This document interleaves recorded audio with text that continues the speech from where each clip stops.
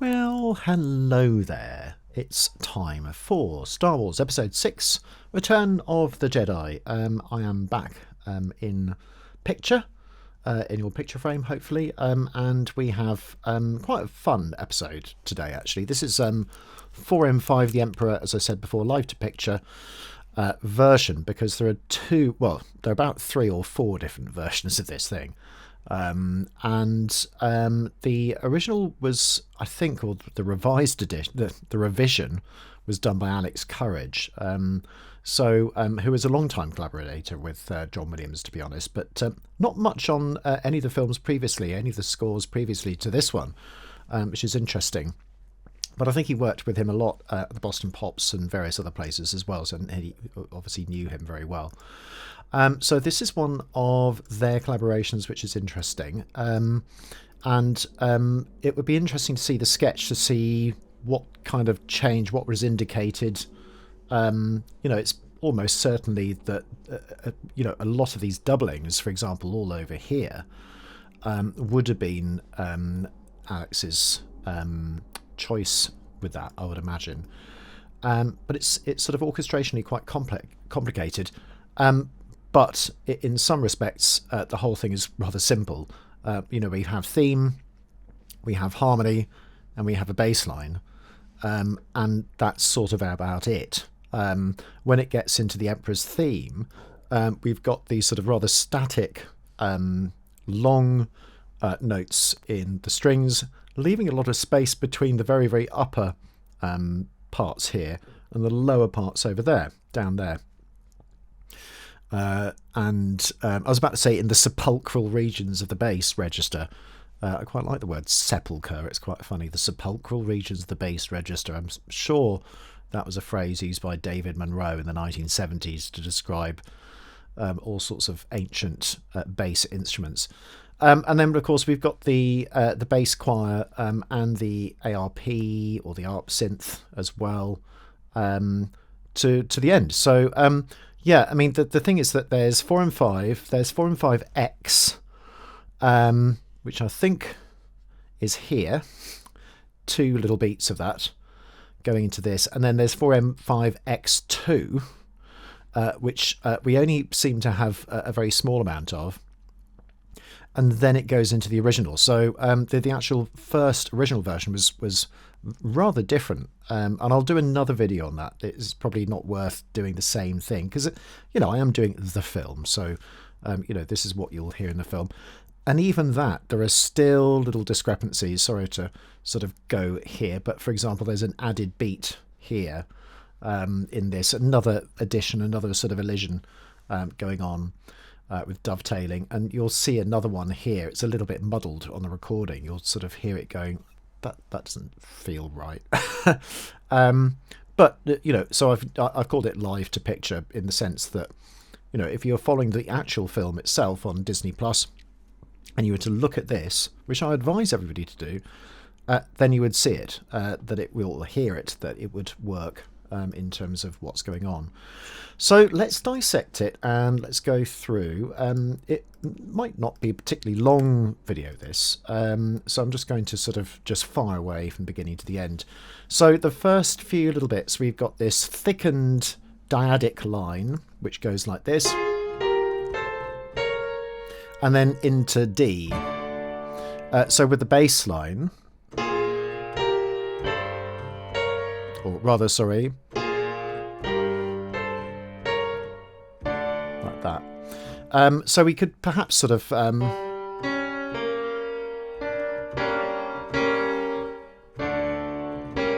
we've got sort of 4 dim type chord going to a tonic D, I guess.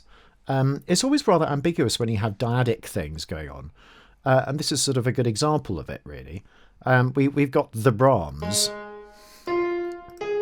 That sort of idea of thumb on your A flat, 3rd finger on the F, and then 5th finger on the A flat. That's a very common sort of thing that he does, and I wonder whether it's almost a pianistic thing. I mean, it's also an orchestral thing as well. It still works, but I just wonder whether the inspiration is because of the fact that he plays the piano a lot. So this is going into a sort of introductory bit, really. We got a little bit of the fragment of the theme in D minor, D minor, B flat minor, D minor, B flat minor, all of these sorts of,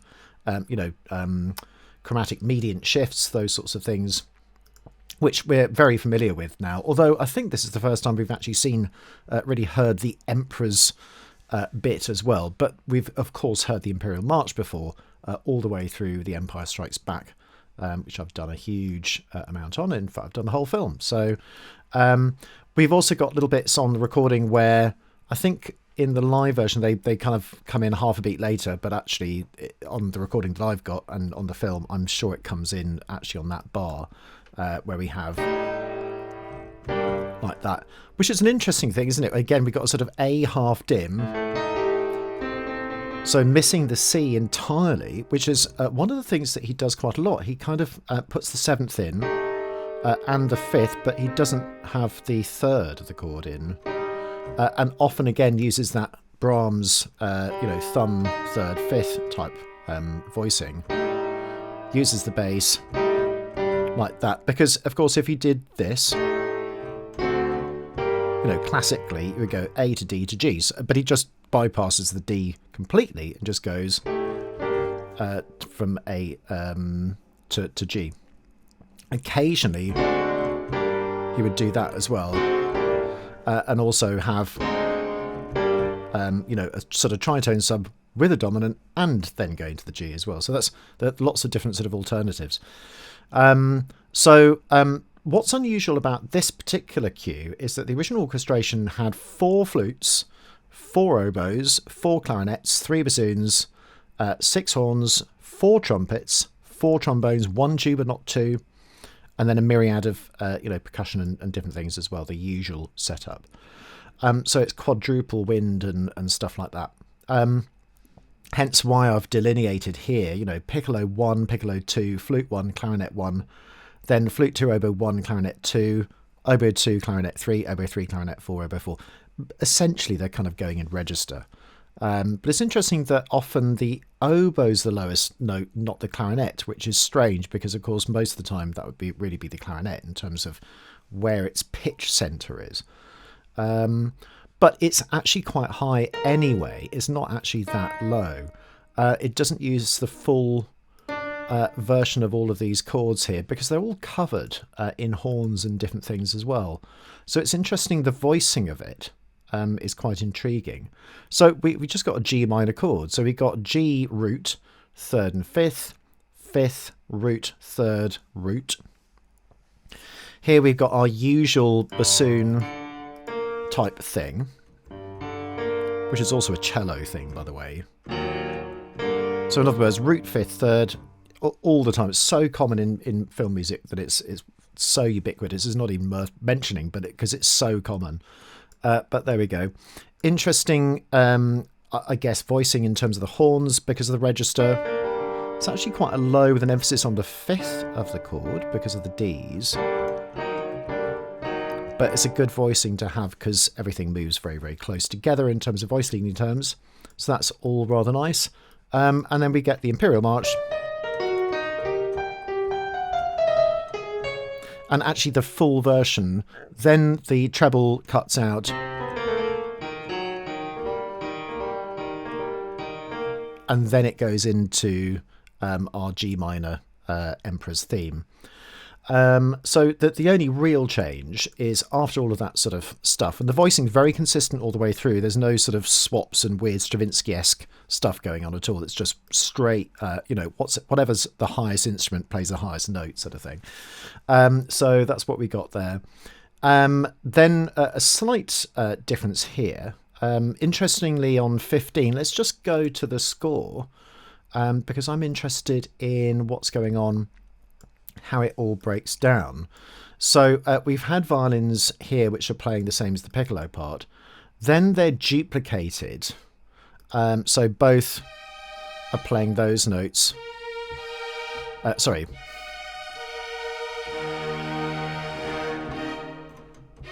So we'll have violin 1 and violin 2 duplicated, both divisi, and then it goes in one note in the first violins, 2 notes in that second violin, and it's just sort of, you know, follows the basic kind of, you know, whatever the nearest note is, kind of.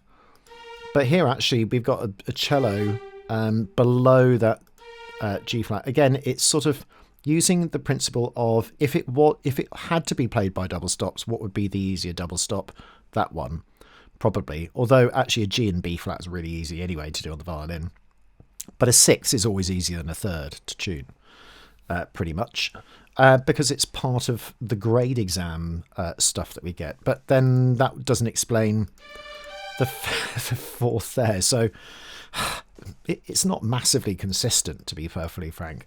I guess in here it is all the next available notes. It is also the next available notes. In here it's not. They are interlocked like that. Viola, cello, like that.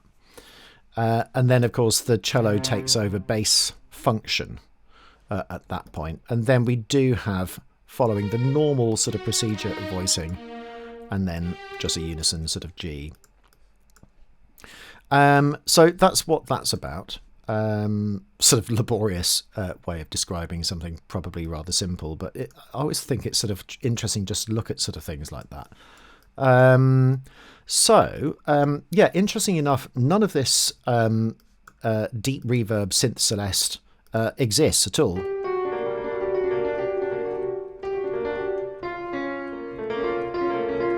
None of that survived the cutting room, so it's not there. So we got the Empress theme, very, very high violins at this point, playing all the way up there, with that sort of G held on. So actually, theoretically, that's really a B flat minor sixths, I suppose. And because of the B flat here, it's sort of G minor with a major seventh up there as well. So interesting little bits of harmony, especially here, a surprising shift once it goes. And then look at that bass. That's actually an F sharp. Like that. Which is an F sharp minor 9 with a flat 5. Very, very jazz indeed. Yes, interesting. Just sort of thrown in there.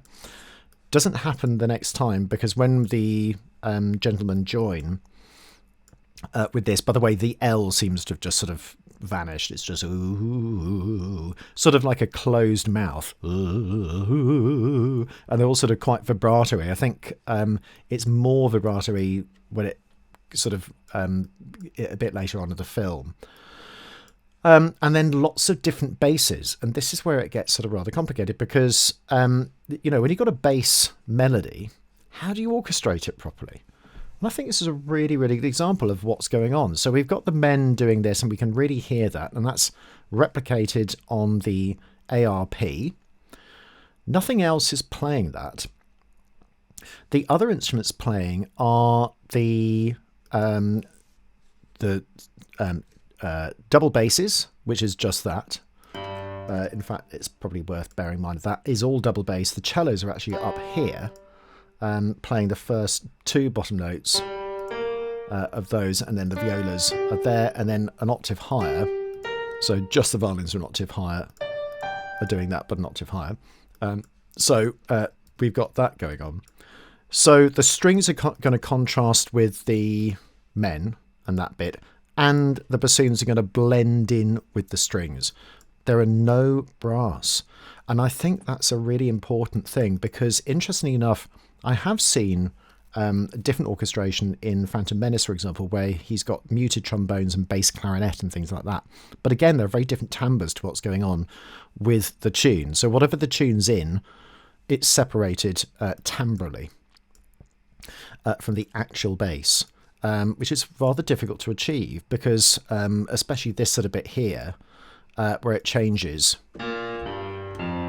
Because if I just play it on the piano, all the bass bits, anyway, let's hear how it sounds.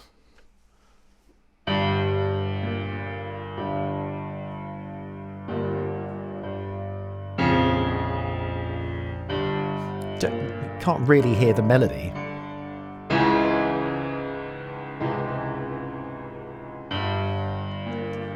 And so it's really important to then separate out, you know, what's playing what at that point.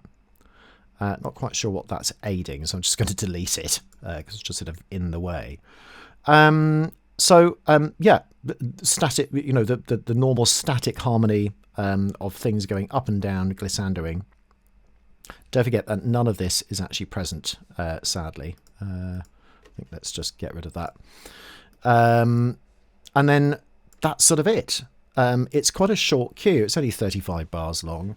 And I don't know where this is from. I have a funny feeling it's from later on in the film. But because I haven't done later on in the film, I don't know. So I'll probably have to go back to it and then go, oh, yeah, I know where that's from now. But, you know, another unknown edit. It didn't end like that at all. I don't think. But as I say, I'll do another video of what the original was. But anyway, I just sort of thought it was quite interesting from, I guess, sort of an orchestrational perspective, you know, where we got this sort of interesting bits here in the upper strings.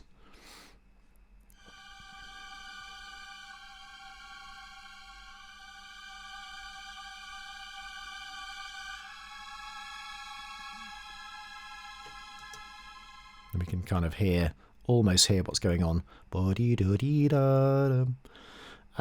So yes, and then we've got all of this sort of very strange glissandering, which on Sibelius sounds absolutely abysmal. Well, no performer rather.